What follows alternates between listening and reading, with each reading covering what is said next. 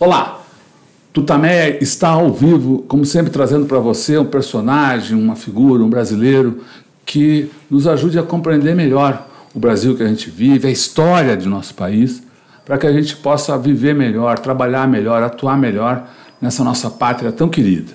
Ela é Eleonora. Ele é o Rodolfo. E ele é o Igor, que é sociólogo, historiador, que vai estar conosco nessa hora para conversar sobre um momento muito importante da resistência democrática no Brasil. Mas antes de ele ser apresentado com mais detalhes pela Eleonora, eu queria te convidar para participar da nossa conversa, não só mandando seus comentários, mas levando mais longe essas reflexões, essas informações que o Igor nos traz aqui. Então, divulgando a entrevista entre seus amigos, compartilhando nas redes sociais. Nosso material fica disponível para assistir depois, ver com a comunidade, no nosso canal de vídeo, no Tutameia TV, no YouTube. E também você pode acessar esse trabalho no nosso site, o endereço é tutameia.jor.br. Eleonora. Igor, muito obrigada por você estar aqui hoje nos nossos estúdios caseiros do Tutameia. Vamos ver se eu vou acertar aqui. Igor, doutorando em História na Universidade Federal Fluminense, mestre em Sociologia pela Unicamp, vencedor do 4º Prêmio Memórias Reveladas do Arquivo Nacional, com justamente esse trabalho que vai ser aqui o nosso tema principal. Quer mostrar o livro aí? Isso, Rodolfo? Vamos mostrar. Vou botar na câmera do Igor. Isso. Fazer aqui aquela história lá de fusão entre autor, né? Autor, obra e autor, né? Criador e criatura. Então essa aqui é a capa do livro que o Igor Kodarin produziu, é o MR8 na luta armada, as armas da crítica e a crítica das armas. Está sendo lançado hoje em São Paulo, na livraria da editora Alameda, não é isso? Isso. No final da tarde, lá, a partir das 6h30. Lá no Bexiga. Lá no Bexiga. Então a gente já começa, né? Começa aí, vai. Igor, conta um pouco, eu falei sociólogo, historiador, como você começou a se interessar por esse tema, a luta armada e especificamente o MR8, que foi um dos grupos da resistência armada à ditadura militar, um dos poucos que sobreviveu depois e participou da reconstrução da democracia no Brasil. O Movimento Revolucionário 8 de Outubro é o nome completo que por trás dessa sigla aí, MR8. Mas enfim. Boa tarde, Eleonora. Boa tarde, Rodolfo. Boa tarde, ouvintes. É um grande prazer estar aqui hoje com vocês. E eu posso dizer que talvez o interesse por estudar a luta armada e o interesse por estudar especificamente o MR8 data ainda de antes da entrada na universidade e principalmente pelo conhecimento da ação que se tornou a ação mais ousada da esquerda armada brasileira, que foi a captura do embaixador norte-americano em setembro de 69, que aliás está fazendo 50 anos esse mês. E a partir dessa ação, que foi uma ação de todo modo espetacular, eu comecei a desenvolver as pesquisas na graduação em História na Unicamp. E a partir da graduação, eu desenvolvi um projeto de pesquisa para estudar especificamente o MR8, né, a antiga dissidência comunista da Guanabara. E aí, por 2 anos, eu fiz essa pesquisa que agora deu esse fruto, que é esse livro que está sendo lançado agora. Quais são as especificidades do MR8? O Rodolfo falou aqui que foi um grupo que sobreviveu à luta armada. O que você achou na sua pesquisa mais interessante sobre a trajetória dessa organização? Eu acho que a minha pesquisa ela vem justamente estudar o MR8 porque eu acredito que eles tiveram uma especificidade no contexto geral da esquerda armada. A primeira especificidade que eu acho que é a mais marcante é que naquele contexto, principalmente em contraposição à experiência que eles viam como fracassada do PCB diante do golpe, a esquerda armada foi uma esquerda que foi pouco afeita à teoria, de algum modo. Eles diziam que o PCB havia falado muito, e no momento que devia ter tomado alguma atitude de resistência ao golpe, não resistiu de nenhuma forma. Então, eles começaram a desenvolver a ideia de que se falou muito e se fez pouco, então eles tinham que fazer mais e falar menos. Mas, de modo geral, a dissidência da Guanabara, que depois adotou o nome Movimento Revolucionário 8 de Outubro, o que eu percebi pesquisando é que justamente o contrário. Eu vejo que, apesar de ter essa característica muito forte da ação armada, de ter pego em armas para lutar contra a ditadura, havia um esforço reflexivo, um esforço teórico para buscar entender a realidade brasileira e para, a partir desse entendimento da realidade brasileira, buscar fazer a idealizada Revolução Brasileira, que emanciparia não só o proletariado, mas que emanciparia o povo brasileiro e, consequentemente, derrubaria a ditadura. Você usou aí, falou de várias coisas, falou do MR8, falou da dissidência da Guanabara. Acho que é bom para a gente começar a contar um pouco, claro que não vai contar a história, mas contextualizar esses, que eram esses grupos, de onde eles surgiram, para quem não tem... enfim, informação, e hoje em dia está cada vez mais controlada a informação sobre esse período. Fala, então, dissidência da Guanabara, era dissidência de quem? Quem a formava e o que ela produziu? Na verdade, Rodolfo, depois do golpe de 64, o PCB, que era a principal força hegemônica... PCB é o Partido Comunista Brasileiro. Exato, desculpa, o Partido Comunista Brasileiro, que era apelidado carinhosamente de Partidão. O Partido Comunista Brasileiro foi considerado pelos grupos de esquerda dentro dele, por alguns grupos de esquerda no próprio interior do partido, como de outras organizações de esquerda que faziam parte naquele contexto, como o principal bode expiatório da conjuntura que resultou do golpe. A não resistência do Partido Comunista Brasileiro para esses grupos, que viriam a romper com o partido em momentos posteriores, fazia com que se colocasse toda a culpa do golpe no partido. E a dissidência comunista da Guanabara, que virou o MR8 depois, ela foi uma das diversas dissidências estudantis que surgiram pelas bases do partido naquele momento. Eram setores de diversas universidades do Brasil que estavam vinculadas ao Partido Comunista Brasileiro, mas de dentro do partido cultivavam críticas ao partido. A dissidência comunista da Guanabara vai ser... principalmente formada a partir de dois centros acadêmicos da então chamada Universidade do Brasil, que depois virou a Universidade Federal do Rio de Janeiro, que é o CACO, Centro Acadêmico Cândido de Oliveira, da Faculdade Nacional de Direito, e o Centro Acadêmico da Faculdade de Filosofia. E também uma outra especificidade da dissidência da Guanabara é que ela foi a primeira das dissidências a romper com o Partidão. Ela rompe com o partido em novembro de 66, e a partir daí ela dá início à sua trajetória individual, que vai levar ela para a luta armada a partir de abril de 69.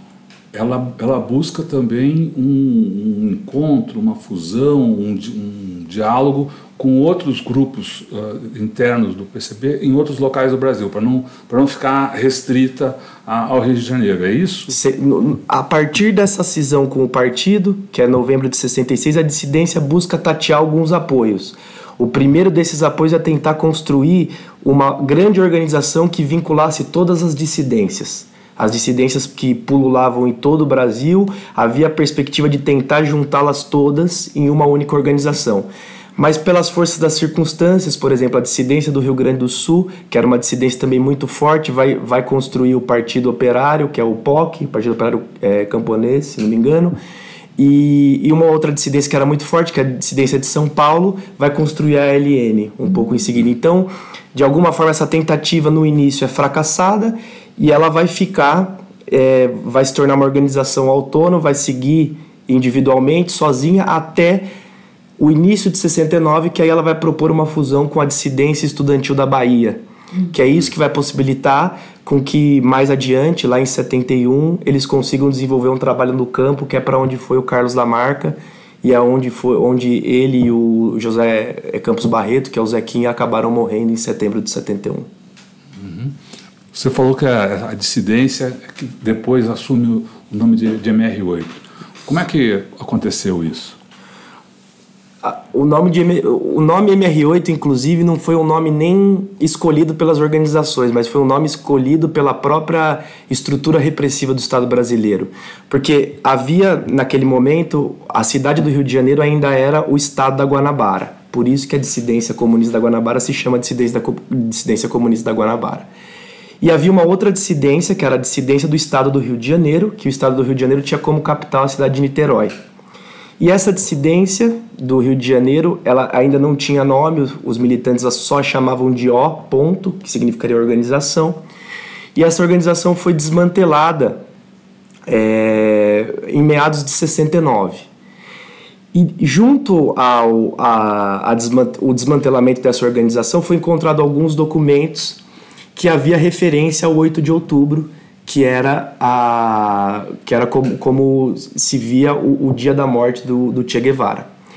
E aí o próprio aparato repressivo do Estado, para não divulgar que havia desmantelado uma organização sem nome, criou um nome para mostrar que essa organização tinha uma força e assim criava uma situação de mérito para essa força repressiva de ter desmantelado uma organização. E aí eles dão o nome de Movimento Revolucionário 8 de Outubro. Aí a dissidência da Guanabara, percebendo isso, em uma das primeiras ações armadas que faz, ainda antes do sequestro do embaixador norte-americano, ela vai se apropriar do novo Movimento Revolucionário 8 de Outubro para enfrentar, por meio das palavras, o aparato repressivo, para dizer: se vocês achavam que vocês tinham desmantelado a organização... Nós aqui de novo. Nós aqui de novo. A gente continua atuante e a gente vai continuar atuante até derrubar a ditadura. Você falou da origem do MR8 muito baseado no movimento estudantil. O extrato social desses militantes era mais de classe média em relação a outras organizações? Era mais intelectualizado? Como é que se compara essa organização a outras, desse ponto de vista dos integrantes, do extrato social dos integrantes? Sem dúvida, Eleonora. O principal extrato social que compôs a dissidência da Guanabara foram estudantes de classe média e uma classe média do Rio de Janeiro intelectualizada e de algumas famílias, inclusive, tradicionais da cidade. Então, esse eu acho que é um outro fator que explica o fato de eles darem uma importância maior ao papel da teoria, a importância teórica, não só pela concepção de revolução que eles tinham, que vinha muito da concepção de Lenin, daquela frase clássica do que fazer de Lenin: sem teoria revolucionária não há movimento revolucionário, mas ao mesmo tempo essa origem social dos quadros, principalmente provinda do movimento estudantil, é o que dava esse caráter da importância da teoria para tentar resolver os problemas da sociedade brasileira. Eu acho que isso talvez seja o motivo desse seu subtítulo. Você podia falar sobre ele: as armas da crítica e a crítica das armas. Exatamente. Inclusive, essa frase é uma frase clássica do Marx, que está na Crítica da Filosofia do Direito de Hegel. E o MR8, em 70, vai criar, inclusive, uma revista chamada Arma da Crítica, porque, principalmente após o sequestro do embaixador, o cerco repressivo se fecha de uma forma muito brutal e eles começam a perceber essa marginalização social. Eles começam a perceber que eles estão cada vez mais isolados, cada vez mais distantes dos setores sociais que eles tinham de se aproximar para fazer a Revolução Brasileira. E aí eles começam a tentar desenvolver textos teóricos para resolver esse impasse, sair desse impasse. E uma dessas tentativas é criar essa revista chamada Arma da Crítica. E na edição inaugural dessa revista, inclusive tem uma epígrafe, eu coloco a epígrafe, eu acho que no primeiro capítulo, que diz exatamente isso, fazendo referência ao texto do Marx, de que a crítica das armas só atingiria o seu objetivo final, que era a revolução, se ela incorporasse dentro dela a arma das críticas política e ideológica. Então isso dá muito tom de que eles percebiam que sem a teoria não haveria a possibilidade da revolução ser bem sucedida. Você falou de uma revista, me chamou a atenção ao longo do livro aí, a quantidade de jornais, boletins, revistas, títulos diferentes que o MR8 produziu, e a dissidência da Guanabara aí, né, produziram aí sob todo o ataque da ditadura. Qual que é a importância, você podia explicar um pouco essa importância que eles davam para esses instrumentos aí de propaganda, né, a agitação? No livro eu tento mostrar que a organização se dividiu em 3 partes a partir do momento que ela adere à luta armada. Uma das partes ficava responsável exclusivamente pelas ações armadas, que era a Frente de Trabalho Armado. uma outra era a frente de trabalho diante das camadas médias e uma outra era a frente de trabalho operário, que buscava fazer ações de propaganda armada na porta das fábricas, etc. E cada uma delas, com exceção da frente de trabalho armado, produzia um meio de propaganda específico. Por exemplo, a frente de trabalho de camadas médias produzia um jornal chamado Resistência, que foi um jornal, inclusive, que continuou sendo produzido no exílio por alguns anos. O Resistência, ao longo da luta armada, era produzido principalmente pelo Gabeira, até ele ser preso no começo de 1970. E a Frente de Trabalho Operário também produzia alguns jornais com uma linguagem um pouco diferente da linguagem do Resistência. O Resistência tinha uma linguagem um pouco mais rebuscada, que buscava sensibilizar os setores da classe média brasileira. Então, não fazia uma propaganda explícita à luta armada, mas de alguma forma tentava criar um cenário, mostrar um cenário de insatisfação crescente para que a classe média se vinculasse ao projeto da luta armada. Já o Força Operária, que era esse outro jornal que eles desenvolviam exclusivamente para os operários, era um jornal que buscava, a partir de relatos dos próprios trabalhadores das fábricas, denunciar condições de trabalho. Inclusive, eles tinham um meio de ação que segundo os militantes, fazia muito sucesso, que era, a partir do contato com os operários, saber quais eram os operários dedo duro das fábricas. E a partir disso eles colocavam no jornal: o dedo duro é o cara tal e o cara tal. Se não tomar cuidado, a gente vai fazer algo. E isso criava um sentimento muito positivo nos outros operários. Então eles tinham essa sensibilidade de desenvolver propagandas específicas para cada estrato social, para fazer com que atingisse de uma forma mais direta. Você falou da questão teórica. No decorrer da história do MR8 nessa fase, teoricamente houve mudanças na avaliação do Brasil, da conjuntura brasileira, do papel da esquerda. Queria que você falasse um pouco, na origem, qual era a avaliação conjuntural, enfim, uma avaliação teórica que leva o grupo a optar pela luta armada, e depois como isso vai evoluindo no decorrer do tempo.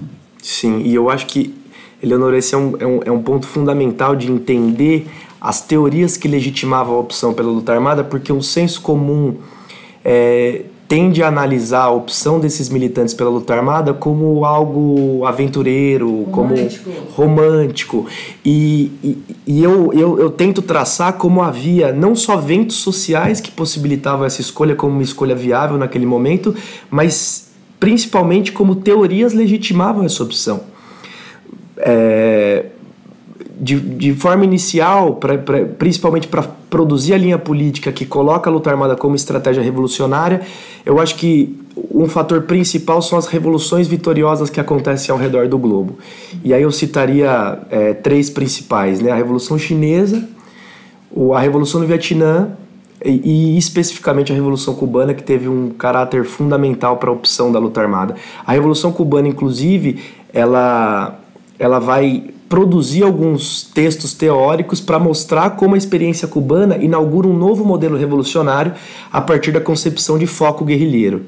E principalmente esse modelo revolucionário vai ficar muito conhecido a partir do filósofo francês, o Regis Debray, que é um livro de 67 chamado Revolução na Revolução. É uma pergunta que ele faz, e aí ele tende a mostrar que Cuba inaugurou um novo modelo, e esse modelo serviria especificamente à América Latina, que era um modelo de um foco guerrilheiro reduzido que daria início no campo, e a partir desse foco guerrilheiro começariam a se agregar cada vez mais camponeses, etc., até que se chegasse ao processo revolucionário. Mas não só dos modelos revolucionários é o que fez a teoria tomar força, a teoria da luta armada tomar força naquele momento. Existiam leituras conjunturais naquele contexto que mostravam não só que a luta armada era viável, mas que os países do terceiro mundo estavam na vanguarda pela internacionalização do socialismo.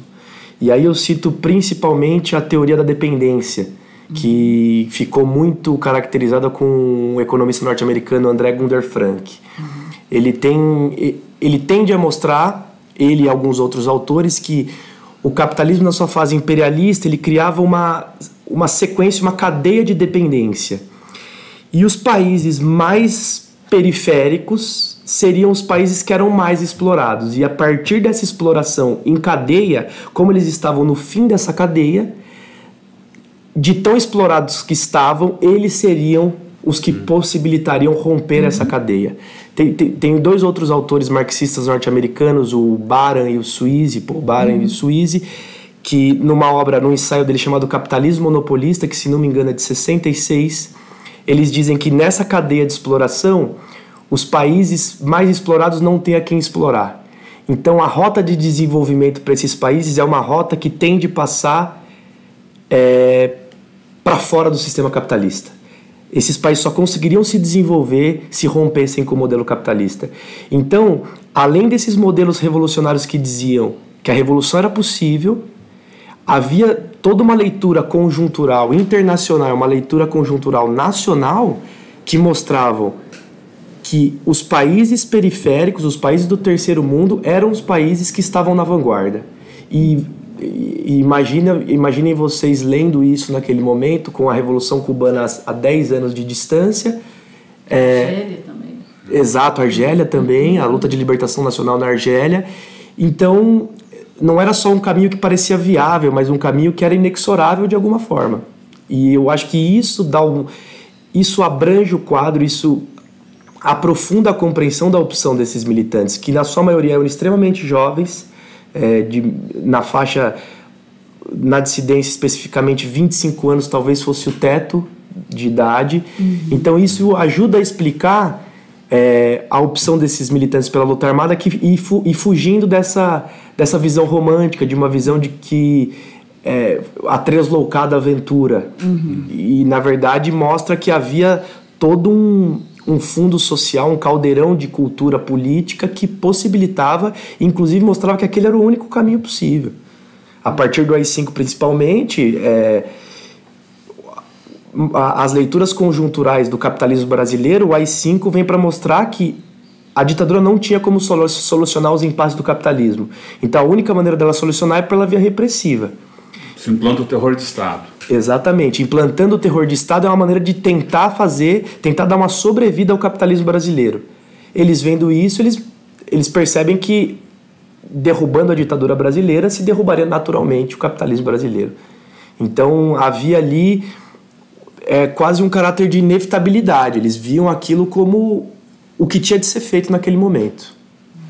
Acho que assim, você conversou recentemente com o Franklin Martins e com o Cid Benjamin, que são 2 grandes quadros históricos aí do MR8, e eles falaram que havia também, talvez, não só no MR8, mas nessa opção pela luta armada, um quadro psicopolítico, digamos assim, que era o de uma resposta ao trauma de 64, ao trauma de não ter havido resistência, ou a resistência esperada ao golpe de 64, e então essa juventude decidiu dizer que aqui não. E eu acho que a ruptura com o Partido Comunista Brasileiro mostra muito isso. O Partidão tinha uma estrutura muito forte nos sindicatos, muito forte, tinha uma capilaridade na sociedade brasileira relevante naquele momento. Mas a ruptura com o partido mostra que era uma ruptura com as tradições. Essas tradições não resistentes. O Prestes, inclusive, um pouco antes do golpe, dizia que se os golpistas tentassem algo, eles cortariam as cabeças. Mas, na verdade, o que o partido fez foi exatamente o contrário. Tanto o Goulart quanto o Partidão, o Partido Comunista Brasileiro, ficaram atônitos diante daquela situação, e o golpe aconteceu sem nenhum tiro, sem nenhuma resistência efetiva. Então, essa geração que entra na universidade, principalmente pós-março de 64, é uma geração que tem esse peso, realmente, de começar a visualizar esse avanço da repressão de Estado e dizer, nós não vamos deixar isso acontecer. E essa geração foi a geração que foi ao limite e que jogou tudo o que tinha e o que não tinha para tentar impedir isso. Inclusive, no lançamento que nós fizemos no Rio, o Franklin e o Cid estavam na mesa e a gente estava discutindo isso.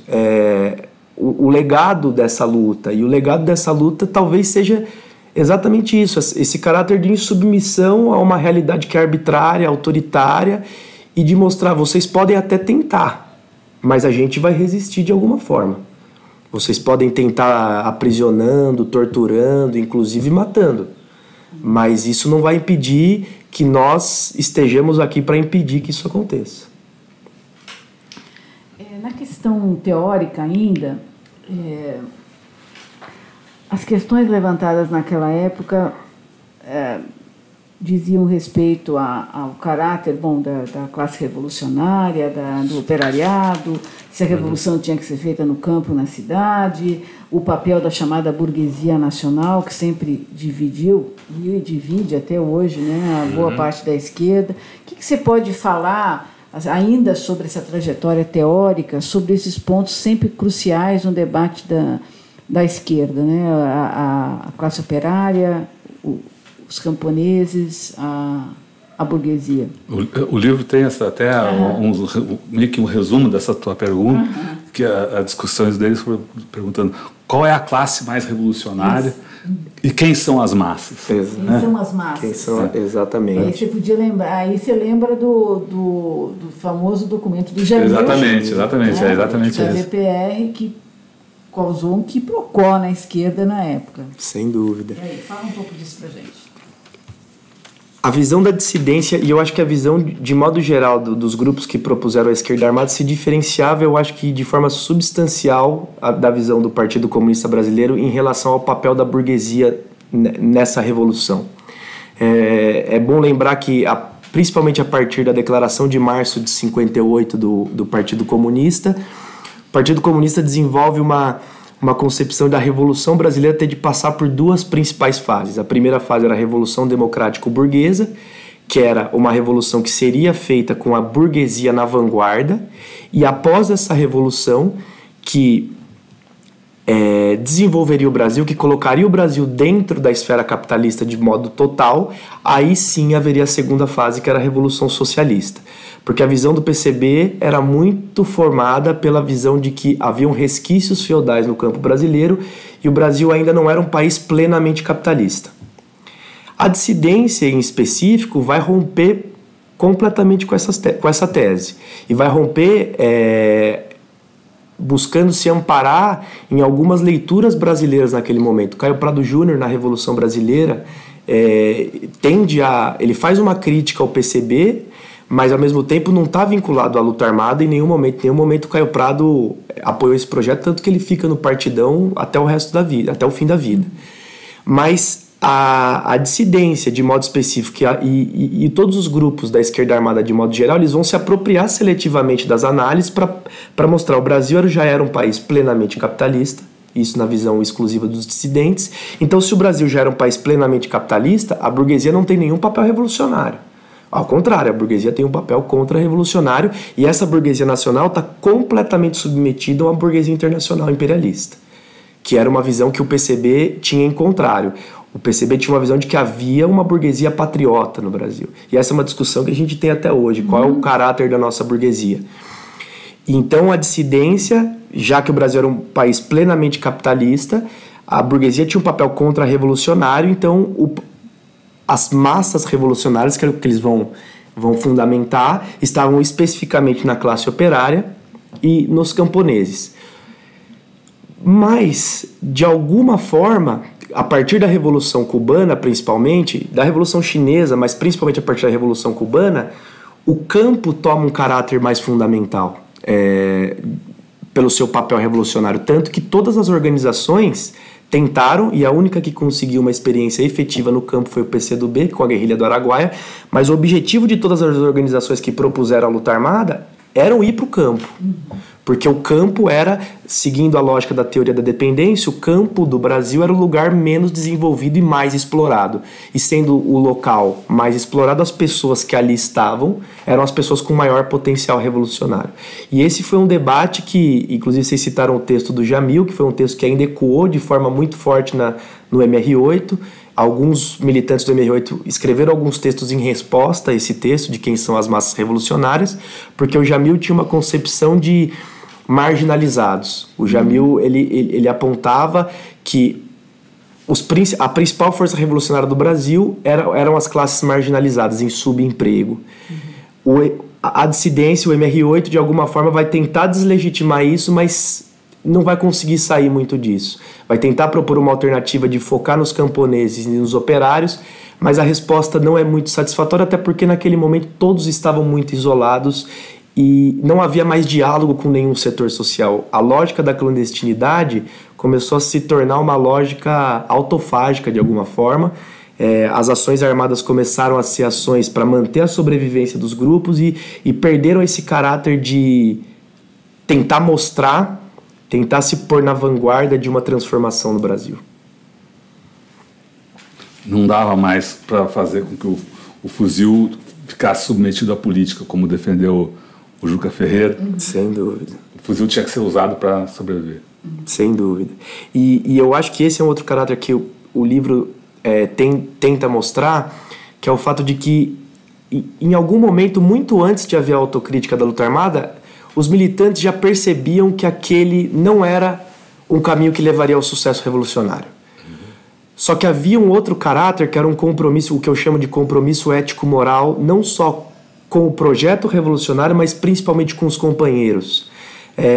À medida que mais e mais companheiros eram presos, torturados e alguns deles mortos, isso se tornava um peso para os militantes que ainda estavam na ativa. A manutenção da luta armada passa a ser uma manutenção não pelo fato de que eles ainda entendiam que a luta armada poderia ser bem sucedida e poderia levar o Brasil para um outro lugar, para construir uma nova sociedade. A luta armada se torna um compromisso com esses companheiros que haviam caído, que haviam sido presos, e começa a pesar de uma forma que a organização, inclusive, vai até o limite total. Ela estava praticamente destruída. Restaram em 72 apenas 4 militantes no Brasil, que aí eles percebem que não havia mais nenhuma possibilidade de ficar. Eles saem do Brasil para o Chile, e no Chile eles vão fazer essa autocrítica da luta armada e desenvolver outros referenciais para buscar, a partir do exílio, manter uma atuação política. Você falou que sobraram apenas 4. Eu talvez tenha perdido isso no livro, não vi. Você chegou em algum momento a conseguir delinear qual era o tamanho dessas organizações? Pelo menos no início, imagino que havia um contingente razoável aí em movimento estudantil, talvez até em movimento operário. Depois houve essa fusão com o pessoal da Bahia. Enfim, você tem uma noção, conseguiu ter uma noção do tamanho desses grupos, ou desse grupo, do grupo? Nesse momento era muito difícil diferenciar quem era simpatizante da organização e quem era efetivamente militante, porque na lógica clandestina é muito difícil você ter uma condição de mapear todos os quadros específicos, mas de acordo com o que eu consegui pesquisar nos arquivos e especificamente nos processos do Supremo Tribunal Militar, eu acredito que de quadros específicos, eu acho que no auge da organização não passaram de 100 a 150 quadros. E talvez essa seja uma perspectiva até otimista. E no final você acaba conseguindo contar em algumas mãos esses quadros, e aí no final mesmo em uma das mãos só.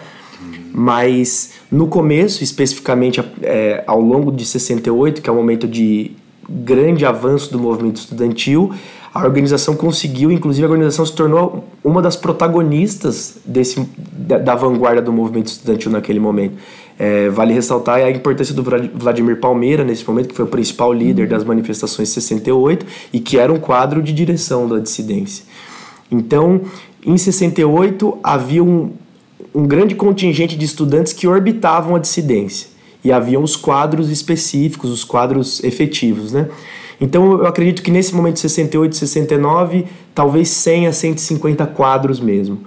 Aí depois isso vai rareando a cada mês e a cada ano, até chegar aos pouquíssimos quadros que ficaram no Brasil. O auge, você diria que foi no momento do sequestro? O auge da organização? Eu acho que o auge da organização é 68 pelo protagonismo que ela adquire no movimento estudantil. Mas na luta armada, eu sinto que o auge da organização é o sequestro do embaixador, porque foi uma ação de alguma forma inesperada, foi uma ação que, apesar de ter feito parte a ALN, de ter sido uma ação conjunta com a ALN, a ideia da ação partiu dos quadros da dissidência, foi uma ideia praticamente planejada única e exclusivamente pelos quadros da dissidência. Então eu acho que ali ela adquire um certo protagonismo. Tanto que até o sequestro a organização era completamente desconhecida dos órgãos de repressão. A partir do sequestro que ela passa a figurar nos radares. E aí a partir do sequestro ela passa a sofrer as investidas da repressão. O sequestro a gente está falando é o sequestro do embaixador norte-americano Charles Burke Elbrick, que começou, né, em 4 de setembro de 69 e foi até ele foi libertado no dia 7 com sucesso, né?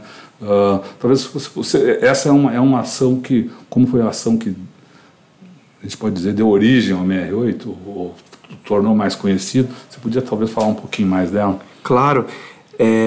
Na linha política de 69, a organização tinha uma concepção de fazer ações de propaganda armada para divulgar os feitos da guerrilha e mostrar para a população que era possível vencer a ditadura. E aliado a isso, havia a necessidade de libertação do Vladimir Palmeira, que havia sido preso no 30º Congresso da UNE em Ibiúna. Ele estava preso desde 68, e isso era uma coisa que pesava muito na organização, o fato dele continuar preso. Então passou-se a aventar a possibilidade de fazer uma ação que, além de divulgar os feitos da guerrilha, pudesse libertar presos políticos. E aí chegou-se à conclusão, a partir de uma análise do roteiro do embaixador, que a ação do ponto de vista logístico, digamos assim, do ponto de vista material, a ação era uma ação relativamente simples de ser feita, porque o embaixador ele fazia o mesmo trajeto, sem carro de segurança, e aí a Vera Silvia vai... Tudo isso é conhecido a partir de um levantamento que a Vera Silvia Magalhães vai fazer. Ela tem um flerte com o chefe de segurança do embaixador, se passando por uma mulher do interior que tinha acabado de chegar no Rio de Janeiro, e ela consegue saber toda a rotina do embaixador. E aí começa a tomar corpo a ideia de sequestrar o embaixador Elbrick. E aí a ação, do ponto de vista tático, do ponto de vista imediato, foi uma ação de um sucesso incontestável. Divulgou o manifesto que eles escreveram, rompendo a censura na Semana da Pátria, que era a semana que a ditadura buscava reafirmar o seu poder, buscava reafirmar o ufanismo, que sempre foi uma característica da ditadura. Então, o manifesto rompe a censura, divulga os feitos da luta armada em caráter nacional nos principais meios de comunicação e ainda liberta os 15 presos políticos. Então, desse ponto de vista tático, a ação foi um sucesso absoluto. O problema é que a ação não gerou o apoio social que eles esperavam. Por quê? E aí eu acredito a 2 fatores principais. Primeiro, que a repressão ali passa a ter um outro caráter. Eu acho que desde o AI-5, de 64 a 68, a gente vê claramente que é um avanço da estrutura repressiva do Estado que culmina no AI-5. Aí em 69, no meio de 69, já tem a construção da estrutura de DOI-CODES, que é vinculada à Operação Bandeirantes. Então, nesse primeiro aspecto, a vinculação aos grupos de esquerda armada se torna uma vinculação cada vez mais difícil, porque a repressão estava cada vez mais pesada. Vale lembrar que o refluxo do movimento estudantil no final de 68 vem muito também nesse aspecto. A ditadura começou a tirar. Então, os estudantes que não estavam nessa vanguarda de ruptura começam a se afastar de alguma forma. Então, eu acho que esse é um primeiro fator. E o segundo fator é que eu acho que a partir de 69, e isso ao longo do ano de 70 vai ficar mais claro, que a modernização conservadora que a ditadura impunha ao Brasil começa a dar claros sinais de crescimento. Um milagre econômico. Então, a situação dos trabalhadores, o poder de consumo das pessoas melhora significativamente. Por mais que a gente sabe hoje que isso aumentou o caráter desigual da sociedade brasileira em proporções nunca antes vistas, talvez, mas naquele momento as pessoas percebiam que talvez a ditadura estava sendo bem sucedida. Então algo que se colocasse contra a ditadura não sensibilizou. Então, inclusive o Gabeira no livro Que é Isso, Companheiro, ele cita um diálogo com o José Roberto Spigner, que foi o primeiro militante do MR8 assassinado, que ele diz que eles foram se encontrar num ponto, ponto na linguagem das organizações era um encontro entre 2 militantes, E o José Roberto diz o seguinte: eu vindo para cá, eu ouvi do motorista de ônibus que os dois tipos de pessoa que ele mais admira são os sequestradores do embaixador e os cosmonautas. E aí ele pergunta: nós não somos os cosmonautas, somos? Ele já estava intuindo ali que eles estavam tão distantes da sociedade que eles estavam se assemelhando aos cosmonautas no espaço. Então, apesar da ação ter tido esse sucesso muito grande, ter inclusive gerado uma euforia momentânea na sociedade, no momento posterior demonstrou que não sensibilizou e não fez com que a sociedade, apesar de ter de alguma forma aceitado a ação, de uma forma ter bem recebido a ação, não embarcou no projeto da luta armada. E isso vai construindo essa marginalização social que eles vão até praticamente o fim, em 72. E eles se dão conta disso? Eles vão se dando conta disso. Inclusive no livro eu tento mapear, a partir dos documentos políticos que eles escrevem, como eles vão se dando conta disso. Mas ao mesmo tempo eles vão se dando conta, eles vão percebendo, por exemplo, que o capitalismo brasileiro encontrou uma saída, mas ao mesmo tempo eles escrevem que era uma saída que seria a curtíssimo prazo e logo em seguida o capitalismo voltaria ao seu impasse e não conseguiria se resolver. E além disso, inclusive eu cito um documento de um militante, que o codinome dele era José Gondi, que ele diz o seguinte, que no momento mais crítico após o sequestro, que é a virada de 69 para 70, alguns militantes tecem algumas críticas ainda muito tímidas à luta armada, sem propor alguma alternativa, e ele, se contrapondo a isso, ele diz o seguinte: nós estamos unidos por uma mesma determinação, então a gente tem que deixar a apatia e substituir a desconfiança pela certeza no sucesso da revolução. Então, e eu acho que aí é o primeiro ponto de que mostra que a luta armada o caráter da luta armada foi se transformando para o grupo. Antes era uma coisa baseada em leituras conjunturais, em modelos revolucionários que mostravam a possibilidade disso ter sucesso. A partir do momento que eles começam a se perceber numa clandestinidade rigorosa, que eles não conseguem ter contato com esse povo que eles buscavam mobilizar para transformar a realidade brasileira. E aí começa a vir esse outro sentimento de manter a luta armada, de transformar a desconfiança em certeza. A revolução é algo que é certo e vai acontecer. Então nós precisamos manter isso.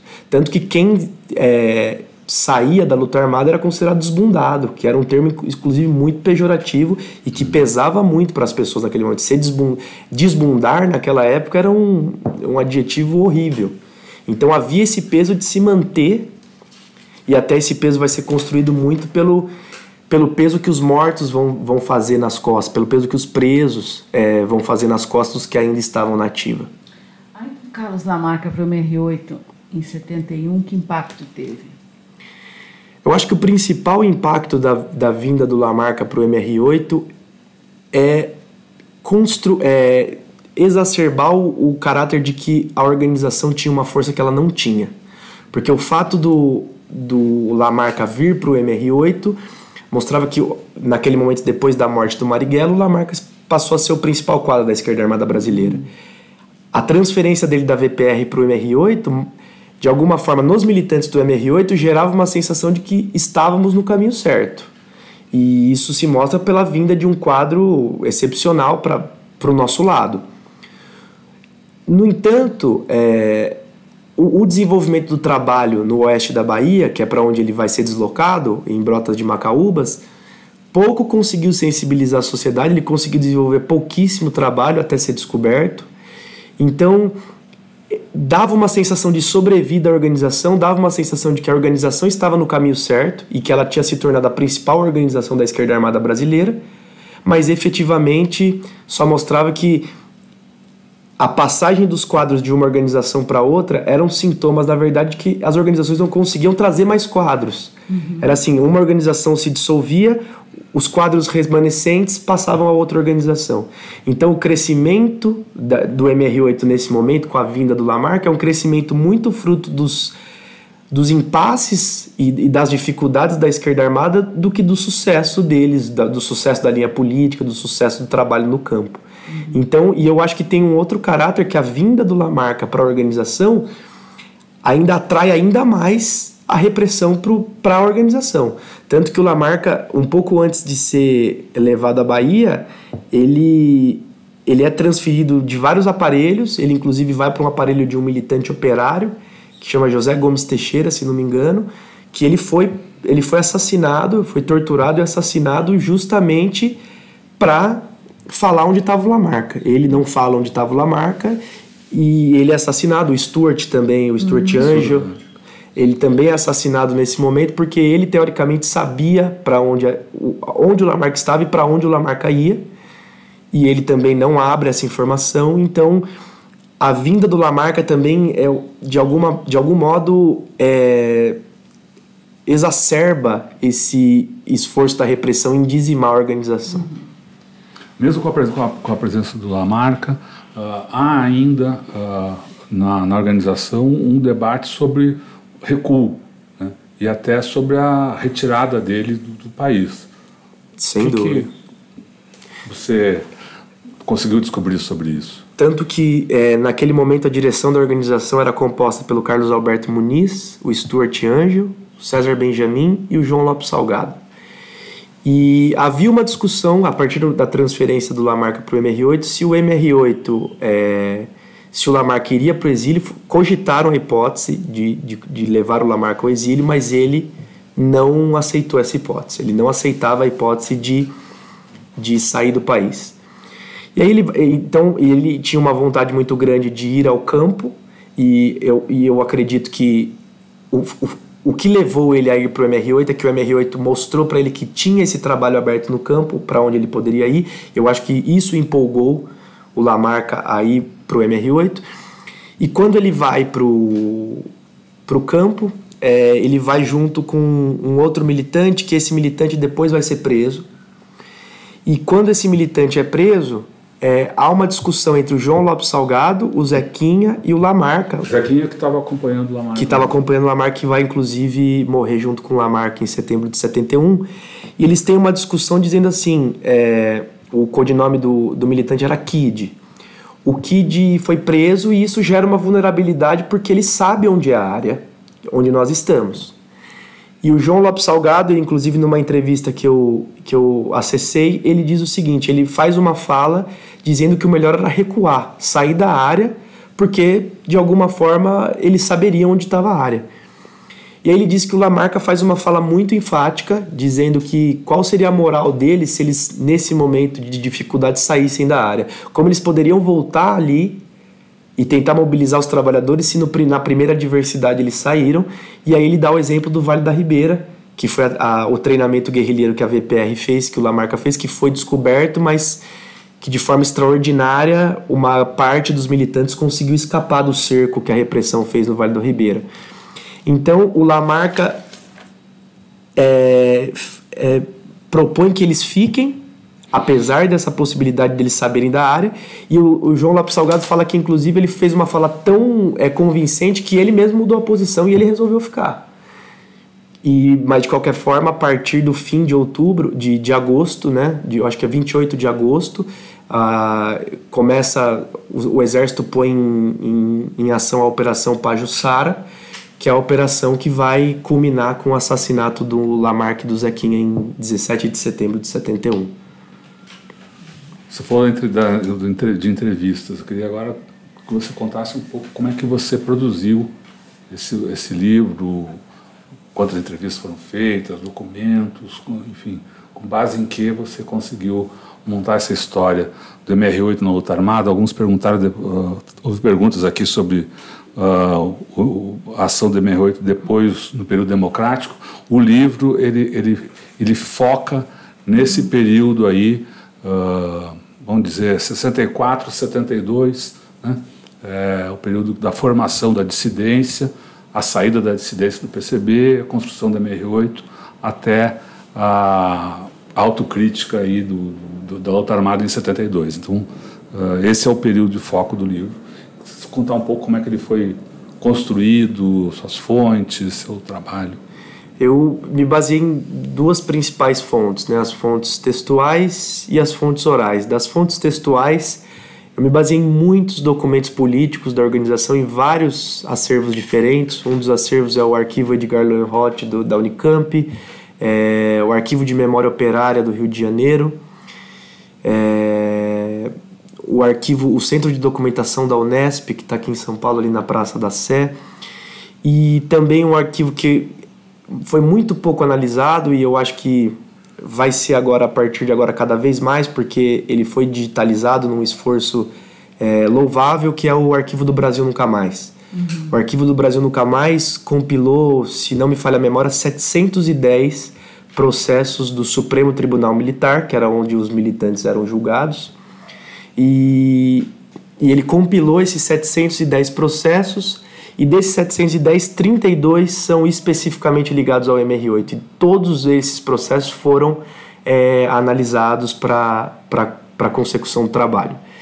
Então, tem esse caráter das fontes textuais, mas as fontes textuais, de alguma forma, elas não dão um tom mais individual, um tom mais humano para essa história. Os documentos políticos são documentos secos, de alguma forma, são documentos que buscam análises conjunturais, análises estratégicas.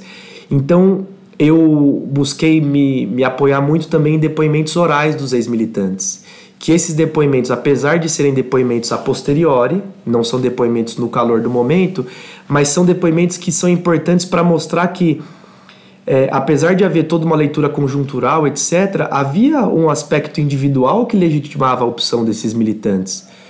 Há algo de único do indivíduo que faz ele buscar um enfrentamento armado à ditadura. Então, eu me baseei, eu acho que em cerca de 40 entrevistas orais de diversos militantes. Eu mesmo realizei algumas entrevistas para o projeto, e são entrevistas que dão coloração a essa perspectiva individual da luta armada. Inclusive, agora eu estou realizando uma biografia da Vera Silva Magalhães, e a Vera Silva, inclusive, ela é muito enfática em dizer que a opção pela luta armada não era uma opção só de revolução coletiva, de projeto, revolução política, mas acoplada a um projeto de revolução política havia uma necessidade de uma revolução existencial, individual, que aí está linkada com a conjuntura de 68, que é uma conjuntura de revolução dos costumes. Então, a luta armada tem essa, ao menos no MR8, e talvez eu acho que de forma mais forte no MR8, ela tem esse caráter de ser também uma ruptura com os padrões morais da sociedade brasileira, que era uma sociedade extremamente conservadora. Eu acho que basicamente é isso. A questão da autocrítica, como é que foi esse movimento de autocrítica? Foi no exterior? Foi no exterior. Esses 4 militantes que estavam no Brasil, eles já estavam desenvolvendo uma análise que mostrava a inviabilidade da luta armada, só que os militantes que estavam no exílio, eles não estavam a par dessas discussões no Brasil. Eles, inclusive, diziam que a visão que chegava no exílio era uma visão de que a organização ainda estava bem, que a organização estava desenvolvendo os quadros e que eles iam, em algum momento, voltar ao Brasil. Uhum. Só que quando esses militantes todos se encontram no Chile, eles percebem que, na verdade, a organização praticamente está desmantelada, chegam esses 4 últimos remanescentes e que dizem que não há mais possibilidade, a organização foi completamente destruída, e ali começa a se desenvolver um processo de muita luta política. Os quadros que estavam no exílio, muito por essa desinformação, eles achavam que não, havia necessidade de manter a luta armada, mas de uma outra forma. Tanto que há um texto, que a epígrafe do texto de um desses militantes é por uma autocrítica dentro dos parâmetros da luta armada. A luta armada não podia ser tirada do horizonte. Já esses militantes que saem do Brasil, eles já vêm com uma concepção completamente oposta, que é a concepção de que a luta armada não é possível mais, e tem que haver um trabalho lento e árduo de trabalho político junto aos operários, para conseguir construir paulatinamente uma resistência à ditadura. E o principal agente dessa mudança é o Juca Ferreira. O codinome dele nessa época era Bacalhau, e os textos do Bacalhau nessa época, eles davam esse tom de que havia necessidade de romper com a luta armada. Então, no Chile, há esse processo de ruptura, de rivalidade de posições políticas, e aí no pleno de 72, que é a resolução que efetivamente vai excluir... O pleno é uma reunião... Uma reunião de todos os quadros, que define o novo... Define como se fosse a nova linha política da organização a partir dali, que se não me engano é de dezembro de 72, que já é em Santiago, que eles vão excluir a luta armada do horizonte político. Só que um pouco antes do pleno, e no pleno o MR8 vai rachar. Uma parte que queria se manter a luta armada vai montar uma outra organização reivindicando o nome, que era MR8 Construção Partidária, MR8CP, e essa a parte que buscava romper com a luta armada era o MR8DG, Direção Geral, que eram os quadros que vinham do Brasil, e eles que vão seguir com o MR8, que é o MR8 que vai prosseguir na luta pela democracia brasileira e depois vai se vincular ao PMDB. Então, no exílio chileno é o momento que há um enorme conflito entre posições políticas. O pessoal do exílio, muito pela desinformação, não consegue entender o porquê a luta armada está sendo tão questionada, e esse grupo já mostra que não há mais possibilidade e se apoiam muito principalmente na experiência do Lenin de ter ido para o exílio, ter ficado um grande período de tempo no exílio e ter reconstruído o partido bolchevique do exílio, e aí ter desembarcado na estação Finlândia e, enfim, ter conseguido fazer a Revolução Russa. Então eles estavam em outra chave teórica, já era uma chave de construir paulatinamente um trabalho político. Não havia mais a visão de enfrentar a ditadura, porque ali já se percebia que a ditadura era forte e não fraca como eles imaginavam antes. Nessa autocrítica, o partido, a organização, ela critica também as posições tomadas no que seria durante a ditadura a luta legal. Quer dizer, em 70 ela defende a não participação nas eleições, o voto nulo. Isso muda a partir de 72, não? Exatamente, porque até enquanto a luta armada ela é o horizonte político, a luta institucional não tem peso nenhum. Eles, inclusive, a ruptura com o PCB em 66 é muito disso. As eleições legislativas, o PCB indicava os votos no MDB, que era o partido que a ditadura criou, os dois partidos que a ditadura criou, o AREN e o MDB. E a dissidência preconiza o voto nulo, e por isso que rompe com o partido. Então, ao longo de toda a luta armada, todas as formas de luta institucionais são completamente deslegitimadas, inclusive a luta sindical. Eles tinham, na linha política isso está expressamente marcado, que eles tinham que tirar os trabalhadores do sindicato. O sindicato não era uma possibilidade de luta política. A partir de 72 isso muda completamente de figura.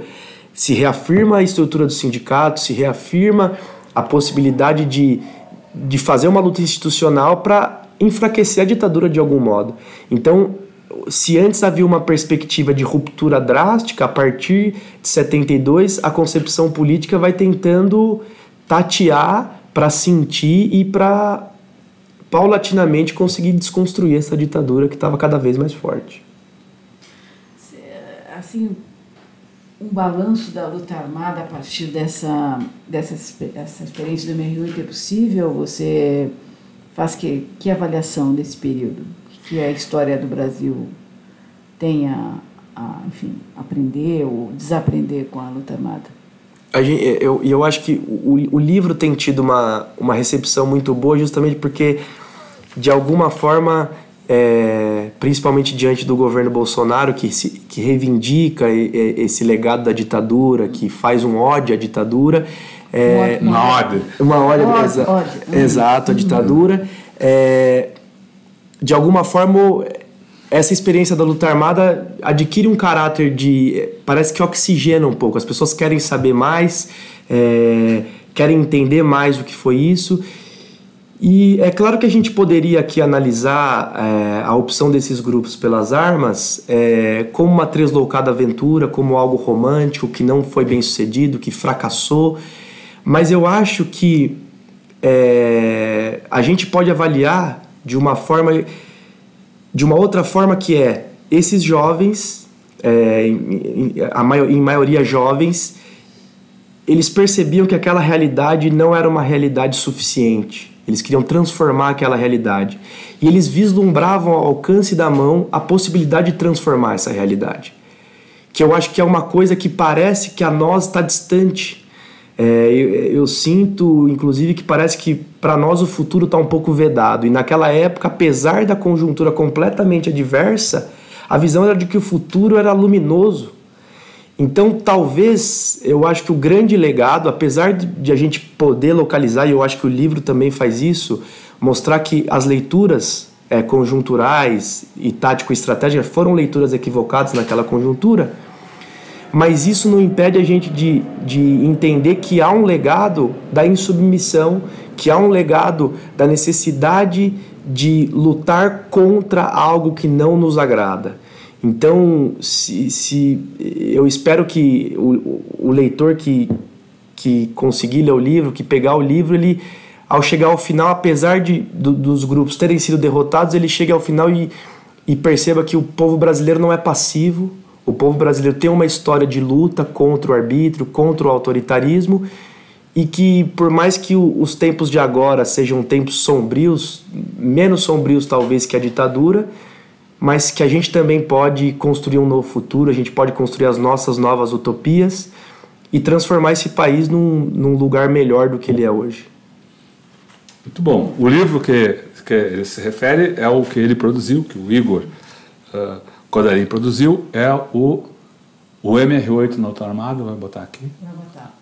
Pode botar. Aqui, de novo, que já está nas livrarias e tem um lançamento daqui a pouco aqui em São Paulo, na livraria Alameda, mas a gente, quando eu começo a falar assim, é porque logo eu vou pedir a mensagem final pro entrevistado, mas eu queria, antes da mensagem final, ainda conversar um pouquinho, que você falasse um pouquinho ainda sobre a produção do livro. Se teve o que mais te chamou atenção, te empolgou ou te emocionou ao produzir, ao pesquisar e ao produzir o livro? Eu acho que talvez algo que mais me emocione na produção desse livro foi conseguir perceber a solidariedade entre os militantes nesse momento. Eu acho que, e também voltando a falar um pouco do legado, eu acho que esse é um outro legado muito forte dessa geração, que foi uma geração muito solidária entre si e solidária com o Brasil de alguma forma, no sentido de que rompeu com família, rompeu com perspectiva de trabalho, promoveu diversas rupturas para tentar transformar o Brasil. Mas algo que me emociona muito é essa característica da solidariedade entre os militantes. Eu vou contar duas historinhas rápidas aqui que eu acho que simbolizam muito isso. O Cid Benjamin foi preso dia 21 de abril de 1970 e ele nesse momento morava com o irmão, o César, e ele inclusive conta isso no livro dele, o Graças à la Vida, a memória de um militante.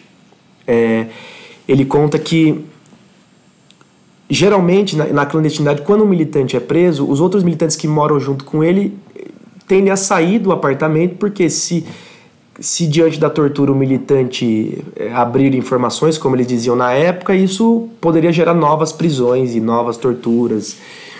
E ele foi preso em 21 de abril e ele vai encontrar com o irmão muito depois, já no exílio, se não me engano, na Suécia. Posso estar errado, mas eu acho que é na Suécia que eles vão se encontrar. E ele vai perguntar para o irmão se o irmão dormiu no apartamento aquele dia. E o irmão diz o seguinte: eu dormi e fiz todo mundo dormir no apartamento. Porque apesar de colocar em risco, apesar de ser um risco ter ficado no apartamento, isso mostrava solidariedade entre eles.